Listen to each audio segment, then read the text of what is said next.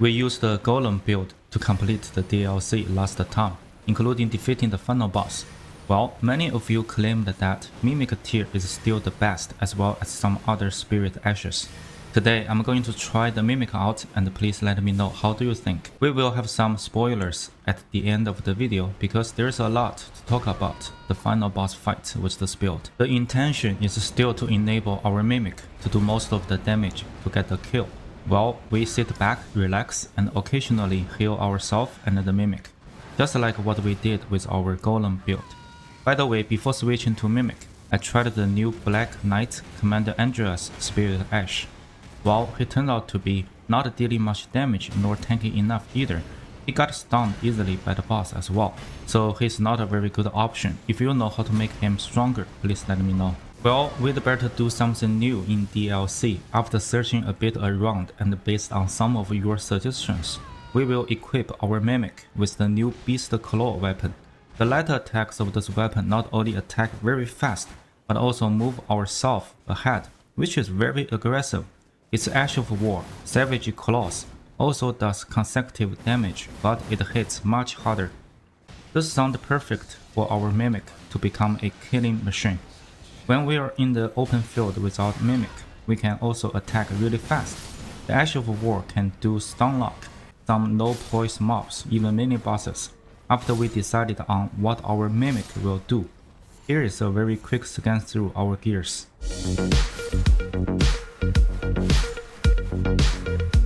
We have a plus 25 Beast Claw with Occult Affinity. It mainly scales with Arcane at B. In this way, we will not only have decent weapon attack rating, but also native blood loss build up. We use a plus 10 Erdtree seal, as our intention is to use the new Heal from Afar incantation to heal both ourselves and the Mimic during the fight. We also have a plus 25 Brass Shield with Barricade Shield Ash of War on it to help us block attacks. Remember to use the standard affinity to get 100% physical damage block and the highest guard boost. We use White Mask to get 10% damage increase when bleed happens. We wear an armor piece as heavy as we can to provide us better defense and poise. The rest of the armor pieces are from the Rakshasa set to give us 2% damage increase per piece. This combination gives us 60 poise, which is quite nice. We use Rotten Wind Sword Insignia to buff our consecutive damage. Shard of Alexander increases the Ash of War damage by 15%. We use Lord of Blood's Exaltation to increase our damage by 20% when bleed happens. We use Dragon Crest Great Shield Talisman to increase physical damage negation. We use Glove Wort Crystal Tear to increase our Mimic's damage, and Fist Knot Crystal Tear to give us more 5th incantation scaling so that our healing incantation can heal more HP during the fight. We can use the new Crimson Burst Dread Tear to continuously heal our Mimic as well. Notice that we keep consumables such as Raw Meat Dumpling and the Blessing of America in our pocket. We can't use them as needed. Most importantly, our Mimic can sometimes use them to heal themselves as well. This is very good for the non-boss fight. The recommended stats for a level 150 character are listed on the right. Notice that we have 45th to use Heal from Afar incantation more effectively. Unlike the Golem, who almost stays at the same place during the fight, Mimic is a lot more active, especially with the Beast Claw weapon. It will be a challenge to heal the Mimic. When we aim to heal, he will jump outside of the range very often. So if you don't like the healing incantation, feel free to move the points from 5th to Arcane. In this way, our Mimic will do more damage and incur more blood loss. We cast the Blessing's Boon to give us some HP regen, then cast the Golden Vow and the Black Flame's Protection, drink FP Flask, and switch our main hand to Beast Claw, enter boss fight and summon Mimic right away. When we are safe, drink the Physick. Our Great Rune option is the Mog's Great Rune. It has the healing on kill effect. When our Mimic kills an enemy, we will get 10% of that enemy's HP back. For boss fight, we would like to use the damage buff on blood loss incantation effect. When bleed is inflicted, our Mimic gains a damage buff of 30% and heals some HP.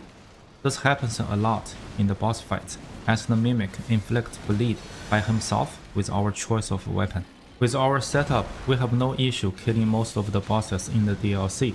Some fights are tougher, but taking some time and with some luck, we will defeat them eventually. And now we come to the spoiler time, the final DLC boss, Radahn.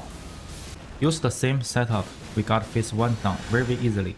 However, phase 2 is a headache, because we cannot really target our Mimic to heal him. He tends to die before he can do some real damage to Radahn. I have tried a couple of times without any luck. The result is very consistent that the Mimic will die before Radahn dies. Now the question becomes how to make the Mimic more tanky, because further increase his damage will have very limited options and he might die even sooner. So I tried to increase the defense first. The first option I came up is to use a better shield. We can use the fingerprint stone shield or the new verdigris great shield, but the strength requirement is just too high. Then I found this new black steel great shield which only requires 35 strength to equip, and to my biggest surprise, with a secret infusion it provides 95% physical damage block and an unbelievable 100% holy damage block. This is perfect for Radahn fight phase 2 because he does a ton of holy damage. With this shield, our Mimic fought until the last 20% of Radahn's HP, which is much better than before. However, we're alone in the fight now. Luckily, I have the Scholar Shield spell to protect us. We will have to just block his attacks and kill him with the Beast Claw by ourselves. Luckily, the Savage Claw's Ash of War does a ton of damage and incurred bleed in the last hit to finish Radahn off. Now it is the bonus time. We had a shield poker build guide at the beginning of the DLC release. Many of you mentioned to use sword lance as an alternative to the original lance, so I did it with this black steel great shield and of course with our Mimic. The result was just awesome. I will leave you with the fight. Enjoy, like this video and subscribe to keep us going, and see you in the next one.